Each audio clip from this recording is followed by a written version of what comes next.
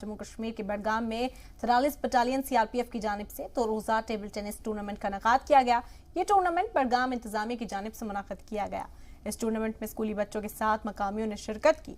इस टूर्नामेंट का मकसद बच्चों को खेल की जानिब बढ़ावा देना था। वहीं लोगों ने कहा कि इंतजामिया का ये इस्तकबालिया कदम है और साथ साथ इस खेल का मकसद फौज और अवाम के बीच गहरे रिश्ते बनाने का भी है। हमने एक जॉइंट क्लब बनाया है, तो इसमें ये पहली शुरुआत है कि हमने टेबल टेनिस कराया है। फ्यूचर में भी हम आगे कुछ ना कुछ ऐसे गेम्स कराते रहेंगे। और इस गेम में मैं 43 बटालियन की ओर से सभी खिलाड़ियों और जो टीम के कोच और टीम के प्रबंधक हैं और इंतजामी कमेटी के जो साहिबान लोग आए हुए हैं, उन सभी का बहुत बहुत आभारी हूँ कि उन्होंने इसमें बहुत ही इंटरेस्ट के साथ पार्टिसिपेट किया और खिलाड़ियों ने पूरा खेल भावना का परिचय दिया, जो कि बहुत ही सराहनीय है।